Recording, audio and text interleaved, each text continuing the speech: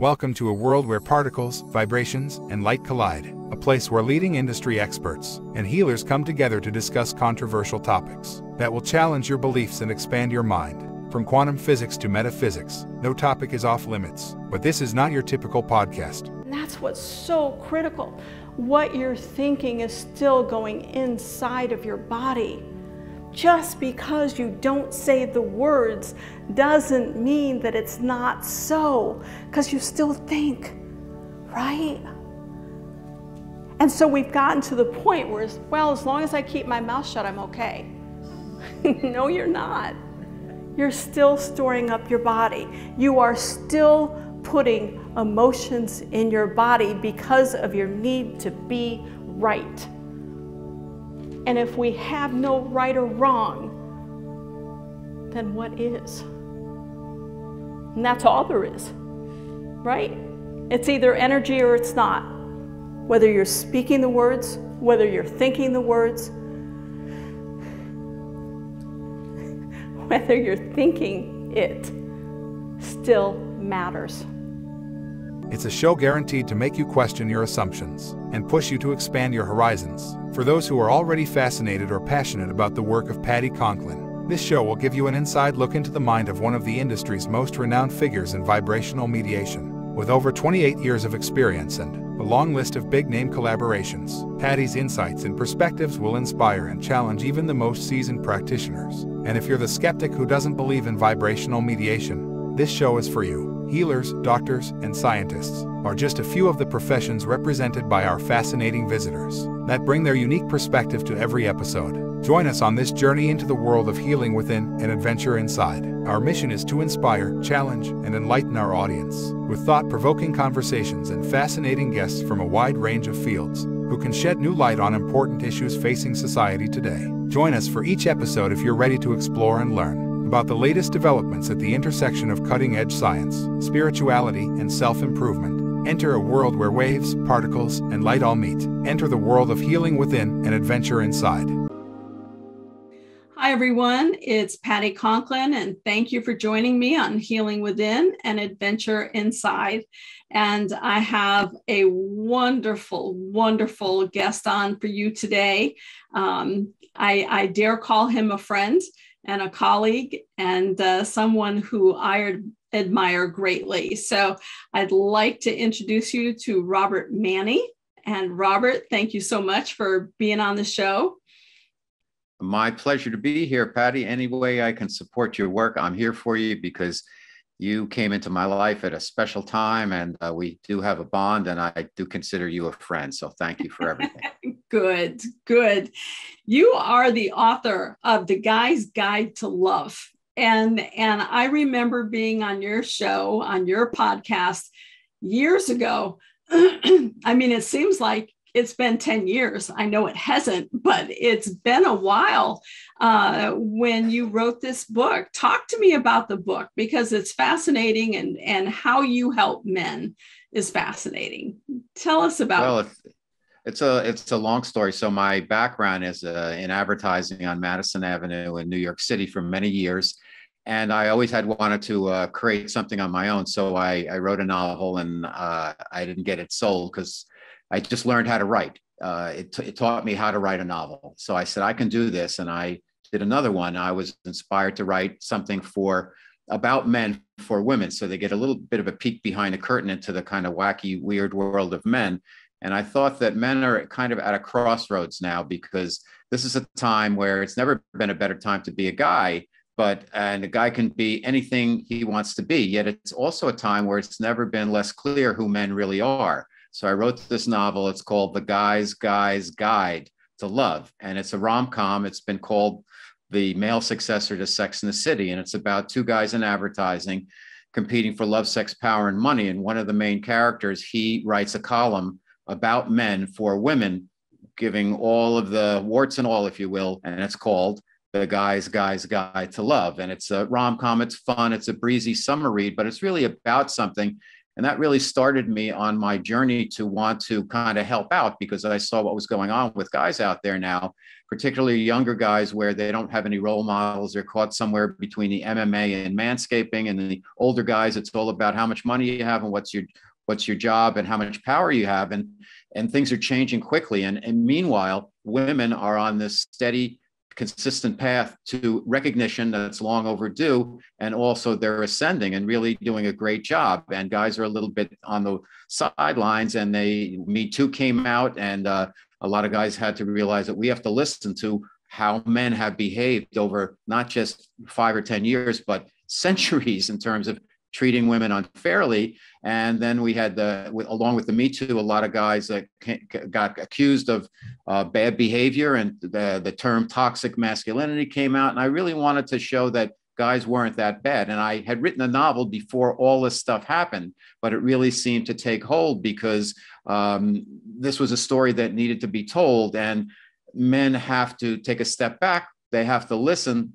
But I think also on the flip side, I think people really want to know what it's really like to be guys, because we don't roll the same way that ladies do. I mean, everybody's equal, but I think, yeah, as you would probably agree, that men and women behave differently when it comes to relationships. And there is a great chasm, a communication chasm between men and women that needs to be bridged. So what I tried to do with the novel was to do that as a first step, and then things kind of took off from there. I can get into that, but I don't want to just keep talking. I'd love you to keep talking. I mean, what would you say the most obvious or the largest miscommunication that men and women have? That's a great question. Well, I think for men, it's that they think too much with their eyes, and they don't really get to know their partners enough. And I think for women, they sometimes, rightfully so, they expect the guys to know what's going on in their head, and without being reminded. Or if they are going to bring up an issue to a guy, they're not direct about it. They kind of float it out there and expect the guy, they should just know that. And I can't tell you how many couples I've talked to and relationships that have ended because the guy didn't pick up on the signals. Well, guys aren't very good at picking up on the signals, because men don't pay attention the same way that women do. Women pay attention to the small details, and they want everything to be right. And they're what's considered, criticism of relationship issues is not criticism. They just want things to be the best they can possibly be. So you have men and women take their communication styles are different. The way the guys are is if they assume everything's okay unless they say, hey, I've got a problem with this. Women may not bring everything out in the open as overtly and directly as a man does, but they expect the guy to be able to pick up on what's going on with them. And again, the problem is men don't pay attention. Just a quick story. When I went out with my wife of 13 years, the first time, we had a great time. We met on Match.com, so good things can happen through online dating. She got a free 3-weekend pass, and she winked at me, and I contacted her, and we went out, and I was the only person she met. She was coming out of the divorce, and so it worked out. But anyhow, after 3 dates, I said to her, I remember I was sitting at a table at a Mexican restaurant. I said, I'm having a great time with you, and I've had lots of relationships, and obviously I'm still single, and I'm here. So what do I need to do to be a good boyfriend? And she put her fork down, and she said, pay attention. And I said, is that it? And she said, yes. And I thought about it, and I think about it all the time, and I'm still working on it. And I get reminded, as every guy needs to be reminded, that men don't pay attention enough to women and to the small things to keep the relationship humming.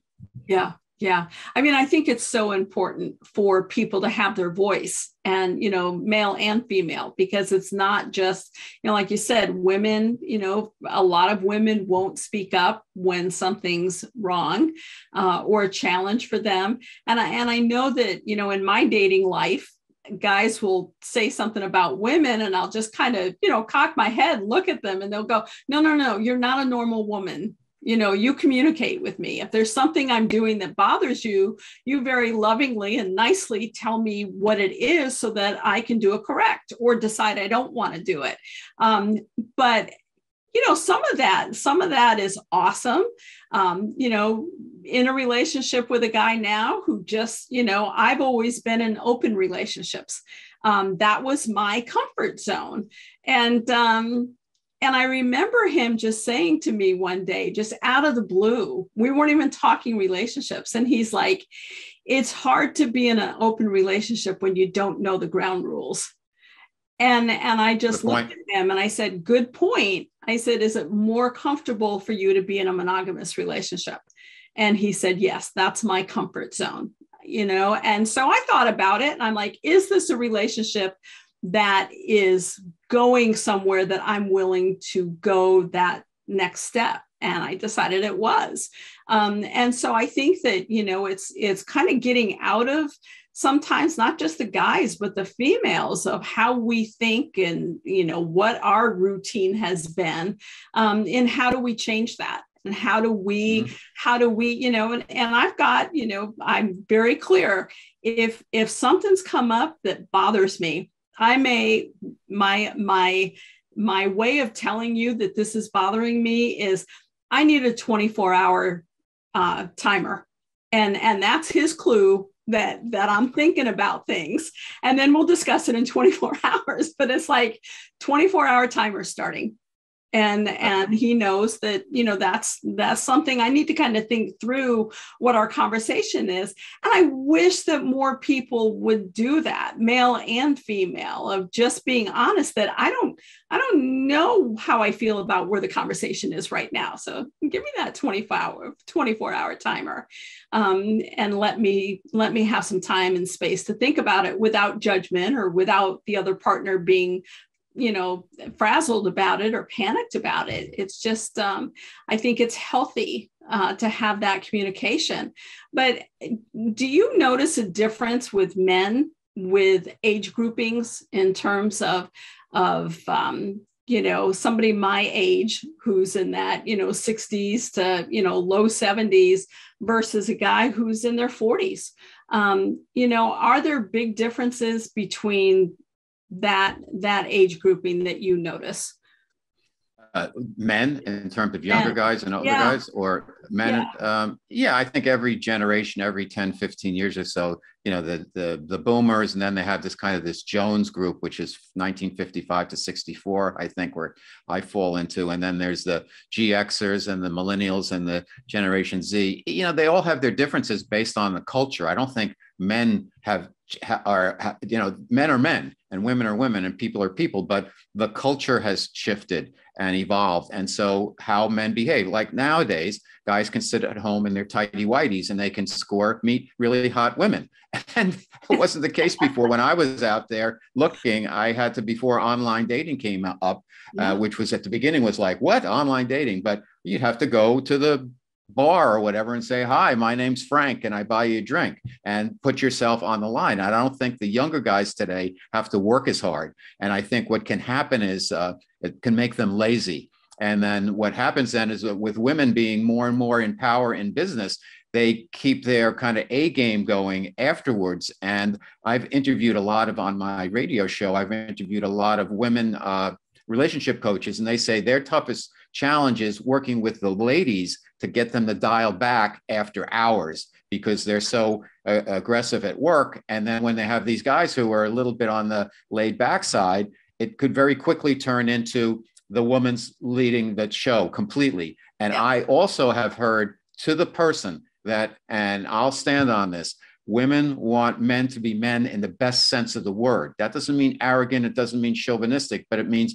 be a guy, be a leader, find out what your woman's interested in, set up dates, be proactive, put yourself out there, be willing to lay yourself on the line for the woman, and be willing to be, if you have to be, you go out there, you're going to be rejected, you're going to get rejected sometimes. Be a guy, go out there and do the right thing. So what's happened with me and my brand since we've met, Patti, and I've had a couple of health challenges, and now I'm healthier and feel better than ever. And I thank you for all the work you've done with me, awesome. because it was a catalyst for so much other learning. We could do a whole other segment on that. But what I did with my brand is that, so the book came out and I figured I got to put something more out there, and blogging was really popular. So I started blogging in the same way as the main character did about relationships in my book. So it was life imitating art.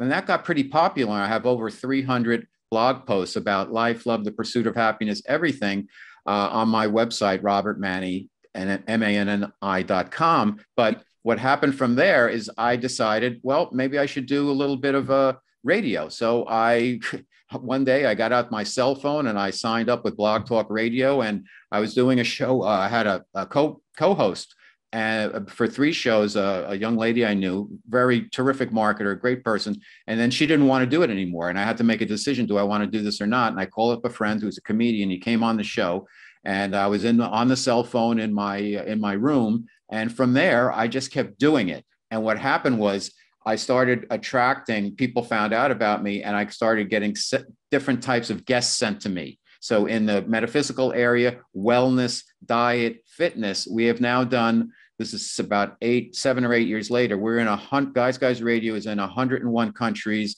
We're on YouTube now. We're on Rumble now. The podcast is everywhere. We're on KCAA in Southern California. This is our 3rd year we're going into there, and we're one of the more highly rated shows on there. And we do everything. It's not just relationships. We've got wellness experts. I've just interviewed one of the Sopranos, Vincent Pastore, Eric Roberts, the actor, Dr. Ian Smith, who hosts The Doctor on TV, right. John Gray, Anita Morjani, Dr. Joe Vitale from The Secret, John Assaraf from The Secret, Harvey Araton, award-winning sports columnist, Robert Thurman, wow. Don Miguel Ruiz Jr., Dan Millman, Lee Carroll, I interviewed this week. Paul Selleck's been on 6 times. You've been on 2 or 3 times. So it's really become something where I have taken this as, this is an opportunity for me to bring new information for men and also for women, but also just get some information out there for guys to consider. And I'm not saying they're going to listen and do everything that my 600 guests have suggested, but you'll be able to cull and pull some things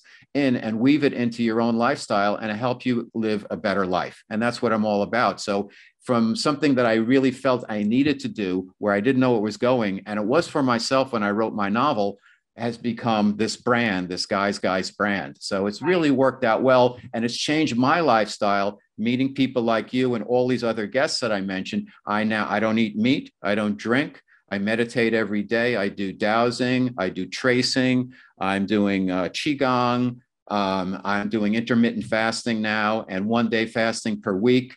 I'm down like 25 pounds. I feel fantastic. And I'm full of it. And as you can see, I can't shut up. I'm full of energy. But the good news is I'm there to bring information to people to help them out with things that they may want to consider, or just things they had never had the time to think about. And the biggest takeaway is people have a lot more power than they think they do. And we can make changes. It's just, you got to put yourself out there and take that first step. And I'm here to help men and women to do that, as you are. Yeah. I mean, that is just so true. And I think that first step really belongs or takes place when people are willing to look at themselves, willing to look at themselves and see what they want to, improve. Where do they want improvement of their life? Because they may hear it from us, and people like us, but that doesn't necessarily mean that they want to take it anywhere. And I think that self-discovery is that first step of, I want to learn about this. I want to learn about this. I think when I was on your show, I think I was one of your early metaphysical people on your show. And the first, actually, you were the first. Wow. Yep. And I mean, look at you. I mean, Qigong and meditation and just everything that you're doing as the years have progressed, and looking at what you choose to do. And I think you're just providing such an awesome aspect of life. I mean, guys, it seems like, now I may be pigeonholing here. So forgive me if I'm getting too structured here, but it just seems like men are confused in this world a great amount of them, of how do we do that relationship? How do we communicate and articulate from a woman's point of view? It's nice to have a partner who will tell me what's bothering him and not make me, or not make me, but, have me ask 10 times, what's bothering you today? And we'll just say, lay it out and say, this is where I'm having a challenge. And being able to listen and respond, or just voice and be heard. I think that there's a lot of that's not going on, male and female, of not being heard. And those little gestures, I'm very verbal. And a lot of times men I date are not.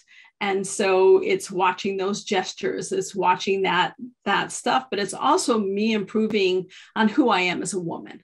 So, in looking at the men that you've interviewed, the men that you've brought on, the men that you're looking at, and the women, what has been the greatest step forward, or the greatest piece of information the best piece of information that you've heard from your interviews?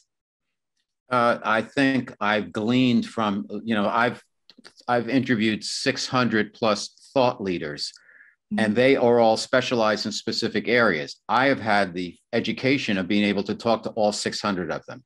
And I think the biggest takeaway is there are many roads on the spiritual path. Mm-hmm. Most of the metaphysical teachers and the spiritual teachers that I've interviewed, they're all talking about the same thing, and there's different ways of getting there. And there's no one size fits all. There are many paths on the spiritual journey is the biggest thing I've learned. And the first step is the most important. I think what's happening with guys, if I may just add this, is that a lot of guys have been, myself included, we have trouble letting go. And we have been taught, you do this, you get that. You do this, you get that. You do this, you get that. And that's not how the world works. We have a lot more power. We don't have to work as hard. You have to do things. You have to work hard, but you don't have to work as hard. It's not all about, if I do X amount of effort, I'm going to get X amount of return. It's not equal. You have to know how to use your energy and use your power and to attract things. And I think guys also have a tough time with change. I feel bad for the older guys who are single more so than the women, because the women usually have groups of friends. They're realistic about things. They don't take the guys are like, they're not going to take them. They know the guys are flawed. With men, particularly those who've been dumped by their wives or whatever after 25 years or so in marriage, they have a tough time going out there because they don't know what to do, and they're creatures of habit, much more so than women. Women are so much more open than guys, and I'm making a sweeping generality, but I really feel that, and it's not a criticism of men. It's like a hope that men will start to, and it was one of the reasons I do what I do is I put the information out there for them through my guests. And I also feel it's my responsibility to live the life that I'm putting out there for them, right. That I have to be an example. And whatever happens to me, but at least I'm doing my best to get the information out there and make changes on myself and start within working out. And you were the first metaphysical teacher on my show, and you are a catalyst to my progress along my own spiritual unfoldment and health unfoldment. So thank you, Patti. Well, thank you so much. Thank you so much. I appreciate those kind words. You're easy to talk to and work with because you really get it. I mean, you're not blindfolded. You don't have just blinders on that just keep you in one space. One of the things, and I really agree with you, that men that are older who have been in long-term marriages and all of a sudden they find themselves divorced, they really have a tough time. They can get back out there, but trusting that the next female isn't going to do that to them. As a female, that's a hard place to come from in terms of dating men who had been in long-term marriages that ended poorly. because they do get in this space of trust is a huge issue of, okay, I can invest myself in you, but how do I know she's not going to be like, that you're not going to be like my last relationship? I think women have more flexibility. Women can get hurt and they can hold on to that hurt. Goodness, sorry. I need more water in my diet today. But I think that women, let me just put it this way. I think women go into relationships. I'm probably going to get a lot of feedback on this. I think there are times when women have been hurt deeply that they move into relationships superficially. And I think guys will move into relationships, men who have been hurt will move into relationships without investing oneself. So you've got these two different layers coming in of a guy not massively investing and the woman not being real with what her expectations or desires are within the relationship. And it just seems like it's flawed from the beginning if they haven't done the work on themselves. If they expect their next relationship to be perfect, because I don't think it happens that way. And maybe that's just my long time of being single for 38 years. But, I think there's truth in that men, men are getting better, but they still have a ways to go. Well, definitely. And I think the key for everybody, men and women, is the first relationship you have to establish is you have to, and I noticed this from online dating, that people didn't know what they really wanted. They were just dabbling around. You have to go inside and ask yourself, who am I? What am I? What do I want? What do I have to offer realistically? And, you have these young guys, they like watch porn and, these hotties on Instagram all the time, and they think they're automatically going to get that. Well, have you looked in the mirror? Have you looked at your bank account? Have you looked at the way the world works? You got to you got to bring it a little more. You got to work on your own game. But the place to start, and I'm not saying it's necessarily all that, monetary and sparkle is what it's important for some people. It may not be important for every individual. And the key though is going inside and asking yourself, who am I?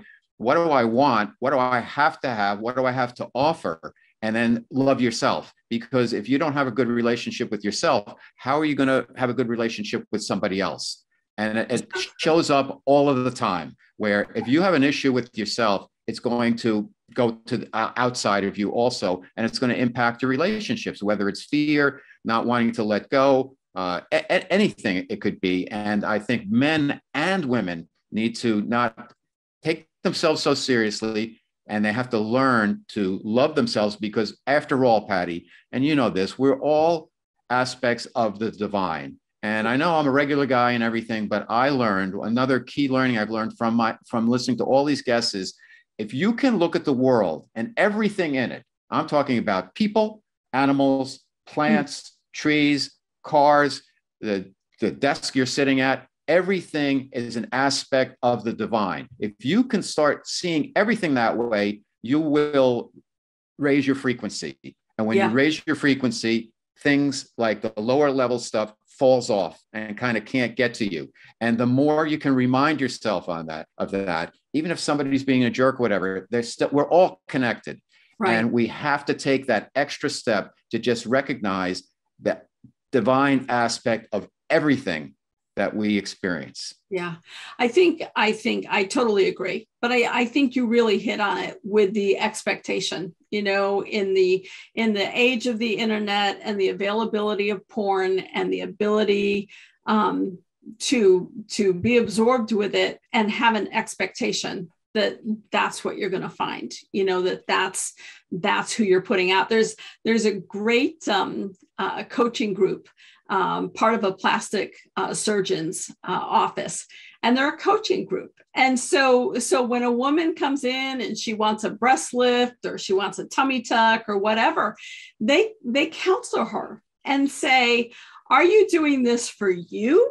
Or are you doing it because you're getting external pressure? Because if you're getting external pressure and you feel like you have to do it in order to fit in, you're doing it for the wrong reasons. And I love that they're taking that approach and just saying, okay, you know, we're behind you 100%, but let's talk about why you're doing it. Because if you're doing it to satisfy someone else's need from who they're watching on, you know, on the internet, then that's not a valid reason. Maybe you need to rethink what you're doing. And I think women get sucked into that really easily about, you know, am I going to be, you know, this guy's manifestation of what he's looking at, and what do I need to do to change my body?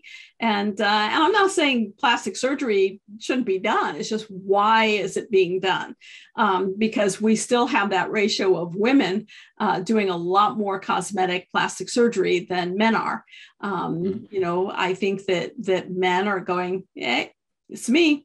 You know, I may have an expectation that you fit my ideal of my perfect woman, but I'm going to stay the same. And I think women just need to take that from their partners. It's like, you know, if he's changing himself and wants you to change, that's one thing. It's something you can work together on. But if it's one or the other, we're a little off kilter in terms of how we date, how we look at life. And, you know, in looking at my children and their marriages, you know, made me seriously, after, you know, 37 years of being single or so, watching my sons love their wives and just see that total made me realize that I wanted to start dating again, that I wanted what they had, because they were just awesome husbands and they married incredible women, strong women. And women and they learned from you too. I mean, you must have set a terrific example and a loving household for your sons to grow up to be loving and have great wives. That you deserve all the credit for that. Thank you. But, you know, you're right, because, you know, and what we were saying earlier is, if a woman is, you know, going up through the workplace and she's taking more executive positions and so forth, it can be a challenge to stop at the end of the day and go back to being our authentic selves as women and not as an executive. Right. I think that women are finding that more and more challenging. Are guys more accepting, do you think, of women in those executive roles and being still a woman? Or totally. I think what's difficult sometimes, I think in the workplace, because it's there, it's not going away, it's going to be more and more. I think to the point that's very important, that I don't think a woman needs to become, after work, then turn into the 1950s housewife. That's not what it's about. Right. It's about let's just like dial it down and like everybody get on the same page together. Yeah. I think that's really important. And as long as that happens, where, you know, it's very easy for a guy to lay back and say, she's going to take charge. Okay, she can make all the calls. And guys are lazy that way, and they'll let it happen. And then the woman is upset because what's with him? I'm doing everything. Where's his initiative? And then you have issues. So the guy needs to step up and take the lead and be willing to be challenged and be willing to be wrong and be willing to come up with ideas. But the way you learn, guys, is by paying attention. That's the most important thing. Yeah. Just one quick note on the you mentioned on the plastic surgery thing. You know, I think you're right. If a woman does plastic surgery on herself for somebody else, you know, sometimes plastic surgery looks really good on people and sometimes it doesn't. And I think part of it is how the person is accepting it. It's like, I'm doing this for me and it's enhancing me, or I'm doing this for somebody else and I'm a little bit pissed off about that. And you're probably going to get, it could affect the results in terms of men, you know, just accepting themselves. You know, I think it's changing where more and more men are doing stuff, and they sell in like countries like Korea and all, guys, a lot of makeup and stuff like that. So it's changing. And like, to me, it's like, you know, think back when they had the white pasty faces and the wigs and everything here and how people dressed. It's like, it's whatever works, as long as you're doing it in a loving way for yourself and you're not just doing it for somebody else or because you feel like you're being forced and your arms being twisted for it. Right. I totally agree. I think that a procedure will turn out much better and be more natural. Yeah, if you're welcoming it. if you're welcoming it and bringing it in as that, it's that surrender. It goes right back to surrender, right? Whether we're ill or whether we're making changes in our life. And, and going back to the communication, I have, hardcore days. I mean, they're just, slamming days. And so I have to be clear. I need a half hour of decompression before I can be Patti. I'm never going to be a 50s Patti, but before I can just be Patti and not be engaged in my work brain. And I think that's fair. I think that people across, whether it's male or female, really need to be able to say, this is how much time I need in order to get out of my workspace. Some people can leave the office at 5 o'clock and that's what is. And they don't think about work anymore. For me, that's just never been, it carries into the evenings, and I'm retraining myself to let it go. And it takes work, just like all of us, no matter what we're shifting in our life, it takes work, and it's practice, practice, practice. I think that, one of the things that you really bring out in your podcast and your, all of the things that you're doing and coming on and being a guest now, which I love, is just really helping people understand that, understanding yourself is a great way and a great adjunct to take other people's information and thoughts and ideas to be the best that you can be. And, being a man, being a dad, I think that life changes. And, if you look at yourself 20 years ago and look at yourself today, what's the Robert Manni of 20 years ago versus the Robert Manni of today? Well, I think I had good intentions, and I was a hard worker and liked to have a good time too. And I love the Robert Manni of 20 years ago. I can't go back in time, but I have the information and the knowledge now. I'm doing what I love. I'm feeling better than I ever have since I was in my 20s or whatever. And I'm treating myself and loving myself more. So I'm very welcoming to who I am now. But I can't look back and say, what a jerk I was then. Because you know what? I wasn't. I've always been a good guy. I was a good boss. I was a good worker, a good friend, and a passionate boyfriend, and just a passionate person. So the difference is I'm probably healthier now than I was 20 years ago, because even though I ran 3 marathons and I played golf all the time, and I took really good care of myself, but I also partied a lot. I was in the advertising business. I worked on major worldwide, the best known distilled spirits accounts. And that brings you out at night in New York City with an expense account and a lot of fun. So I overindulged, I'm sure. But, fortunately, I've been blessed enough to avoid the Grim Reaper a few times, and decided that I'm going to take the reins here and change my life and make it a lifestyle change that I'm always adding, always looking for things to do that can make me better and better and better. I mean, I tried 4 times to do intermittent fasting. I had a guest on, and I tried it a couple of years ago, and then I tried it again. It just didn't work for me. And then I tried it this time. I said, I'm going to make this work. And then I read about fasting and how good for you it is. And I started with the intermittent fasting, and then I added fasting 1 day a week during the week. So I haven't eaten since Monday night. I'm going to eat after this. So it's like 40 hours or so. And I got to tell you, incredible results. The first day I did it, the worst. The second time I did it, not bad. This week, I was looking forward to it. And your body creates apparently more human growth hormone. It's very anti-carcinogenic. It's a really great thing. I did a lot of research on it, and fasting, short-term fasting, is really good for you. And I feel fantastic. Yeah. So drinking water during that fast? Oh, yeah. Definitely drinking water and not decaffeinated, different types of herbal teas. Yeah. You have to hydrate yourself. You can't just have nothing. So. Right. Interesting.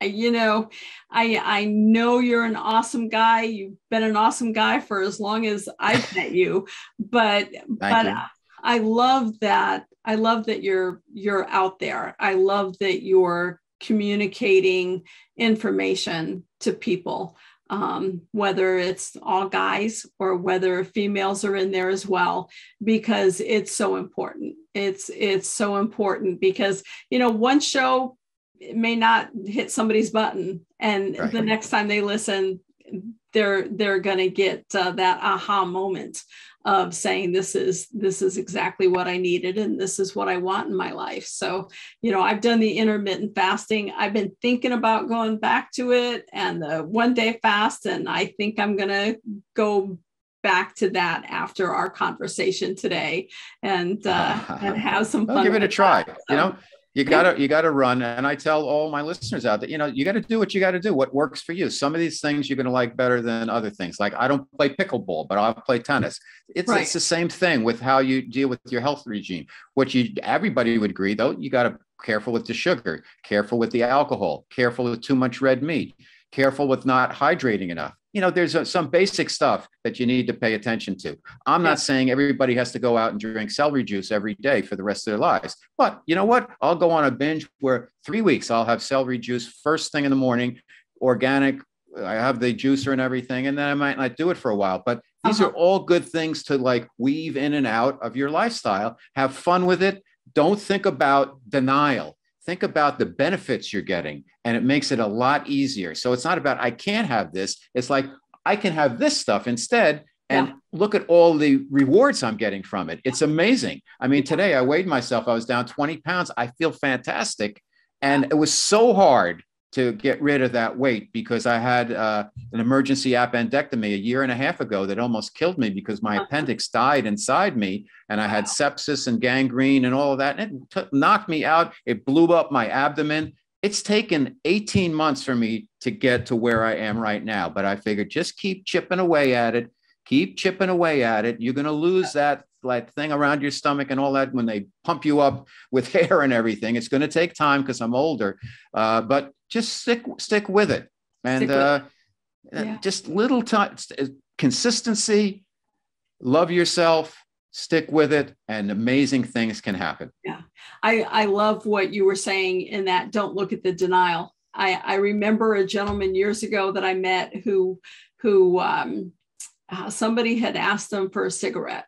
We were out on the street, and somebody asked him for a cigarette, and he's like, I don't have any, and they're like, so you don't smoke anymore? Because they had known him from before. And he's like, no, I just decided I'm not ready to have one yet. And after the conversation, I looked at him and I said, how long's it been since you've decided not to have one yet? Like, I don't know, 8 or 9 years. I loved his philosophy, right? He wasn't saying I'm going to stop, because that's kind of against our nature, right? We don't want to be quitters. We don't want to stop. So he just said, I'll have one later. I'll just have one later. Well, that's part of like hypnosis, where you would say the 3 big things in hypnosis are becoming a non-smoker, not quitting smoking, not quitting, maintain weight management, and sleeping better. Yeah. So it's not about a negative. It's about a positive. And when you go under, and and I am advanced clinical master hypnotist certification, that when you go under and take somebody down, or if you do it for yourself, you find out the reason why they want to change their behavior, and find out what the positives are that they would glean from that behavioral change. And you help them rally around and embrace the positives instead of denying themselves of the negative. And it makes the whole paradigm shifts, and it makes things a lot easier. So that's a great thing for anybody to learn. If you're going to make a shift in something, you want to like, oh, I can't give up ice cream. No, I'm going to switch over to something else, and I'm going to feel that much better, and I'm going to lose weight. So you always think of the positive. Shift your perception and your life changes. Absolutely. He's as awesome and authentic as you need to be in this world and are. So I appreciate your authenticity and living your truth. So that's appreciate it. The greatest compliment I could get from somebody who I always say, Patti Conklin is an angel, and you really have been an angel to me. So thank you. Anytime you want me here, I'm here for you. And even if it's not on the show, I'm always available for you. So love you. Thank you. Love you. Thank you so much. Bye-bye. Bye now.